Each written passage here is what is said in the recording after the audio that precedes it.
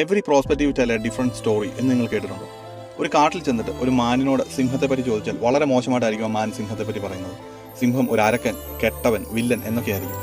പക്ഷേ അതേ കാട്ടിൽ തന്നെയുള്ള പുല്ലിനോട് ചെന്നിട്ട് ഈ സിംഹത്തെപ്പറ്റി ചോദിച്ചാൽ ഞങ്ങളെ മാനുകളിൽ നിന്ന് സേവ് ചെയ്യുന്ന സേവിയർ അല്ലെങ്കിൽ ഹീറോ എന്നൊക്കെ ആയിരിക്കും ആ പുല്ല് പറയുന്നത്.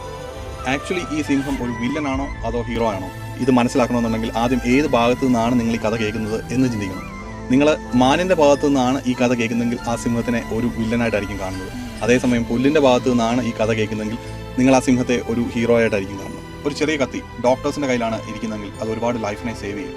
പക്ഷേ അതേപോലെ തന്നെ ആ കത്തി ഒരു തീവ്രവാദിയുടെ കയ്യിൽ അല്ലെങ്കിൽ ഒരു ക്രിമിനലിൻ്റെ കയ്യിലാണ് ഇരിക്കുന്നതെങ്കിൽ അത് ഒരുപാട് ജീവനുകളെ എടുക്കാനും സാധ്യതയുണ്ട്.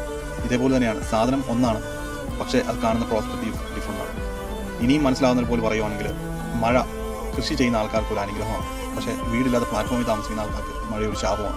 പോയിന്റ് എന്താണെന്ന് ചോദിച്ചാൽ നിങ്ങളുടെ ഇൻറ്റൻഷൻസ് എത്ര പ്യുവറാണ് എന്ന് പറഞ്ഞാലും അതിനെ തെറ്റായിട്ട് കാണാനും തെറ്റായിട്ട് തെറ്റിദ്ധരിപ്പിക്കാനും കുറച്ച് ആൾക്കാർ എന്താണെന്ന് സമൂഹത്തിൽ കാണും.